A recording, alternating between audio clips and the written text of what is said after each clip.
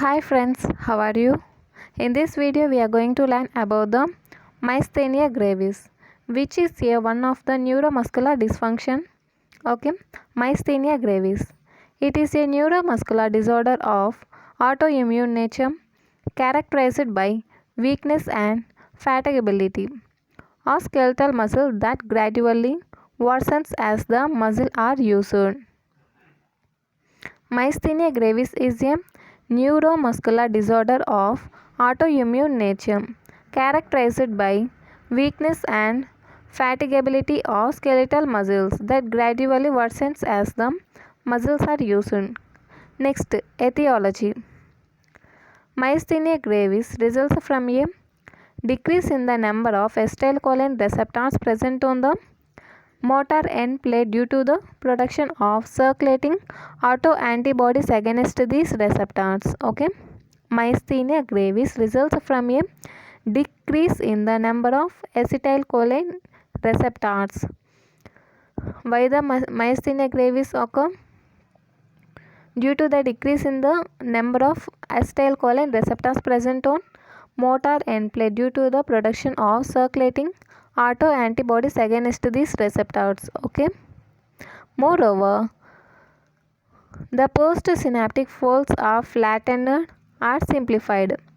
Due to these changes, tau acetylcholine is released normally. The magnitude of the end plate potentials falls below the threshold for initiating a muscle action potential. Due to these changes, tau acetylcholine is released normally. The magnitude of the end plate potential falls below the threshold for initiating a muscle action potential. The anti-acetylcholine receptor antibodies have following three major functions. The anti-acetylcholine receptors antibodies have three major functions. They compete with acetylcholine to bind to acetylcholine receptor, producing a receptor blockage. They induce endocytosis of acetylcholine receptor. They damage the postsynaptic membrane. The anti-acetylcholine receptor antibodies have the following three major functions. They compete with acetylcholine to bind to acetylcholine receptor, producing receptor blockage. They induce endocytosis of acetylcholine receptor. And third one is they damage the postsynaptic membrane. Next,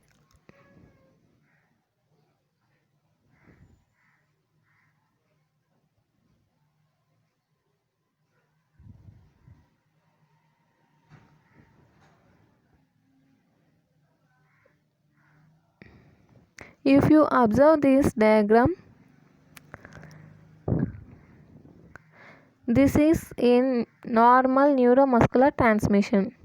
This is the normal number of receptors. So these are the receptors. Okay, acetylcholine receptors. This is the normal person. If you observe here, this is in myasthenia gravis patient. Okay. In both these, the change is number of acetylcholine receptor presence. Okay. Here is decrease in acetylcholine receptor. There is somewhat more than the myasthenia gravis. Okay.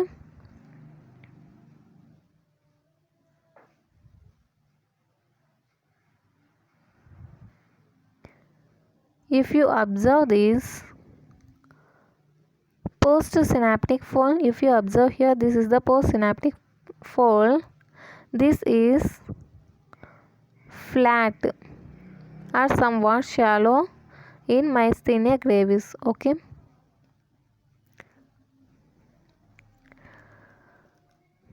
Normal nerve terminal, mitochondria, vesicles, axon, release site, acetylcholine receptors,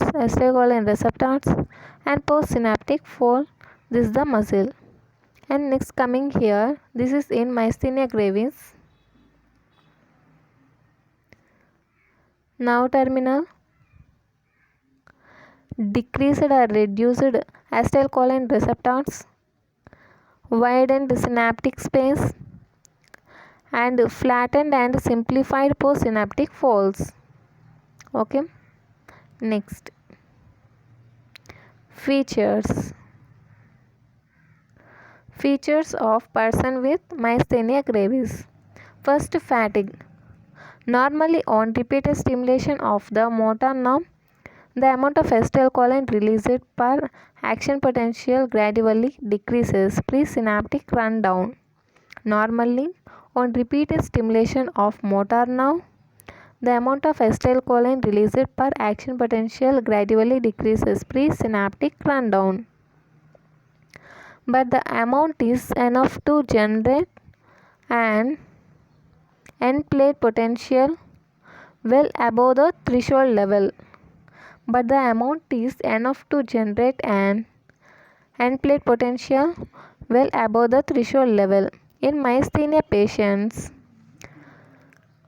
due to postsynaptic changes along with the presynaptic rundown, after a few motor nerve impulses, the successive contractile responses become flubber, causing fatigue. So there is decremental response to repetitive nerve stimuli on EMG recording from the affected muscle. So there is decremental response to repetitive nerve stimulation on EMG recording from the affected muscle. Women are more affected more than the women are affected more than men in a ratio of 3:2. Women affected 3 compared to only 2 men are affected. Muscle weakness.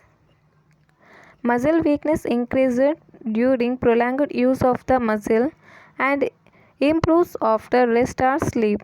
Thus, the patient feels better in the morning, but symptoms aggravate towards evening or after exertion. Extraocular muscles and eyelids are often involved early in the course of diseases. Therefore, diplopia and ptosis are early symptoms. Drooping of eyes.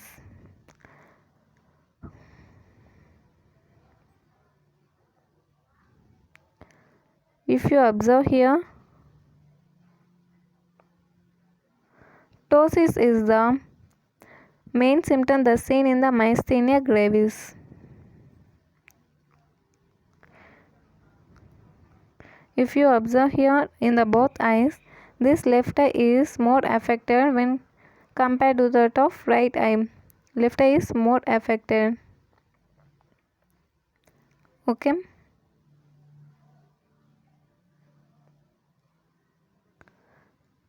The proximal limb muscles are commonly affected. Proximal limb muscles are more commonly affected.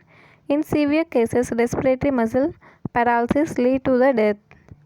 In severe cases, respiratory muscle paralysis lead to death. Physiological basis of treatment.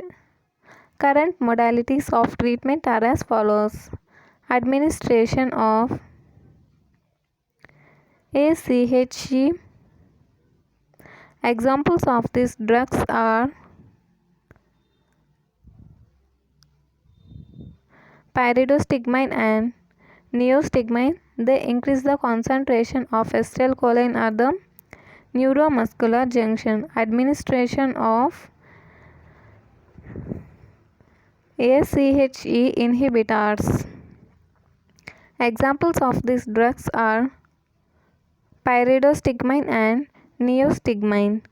They increase the concentration of acetylcholine at the neuromuscular junction. Thymectomy. Recently, it has been observed that immune responses mediated by T cells are part of the pathophysiologic mechanism.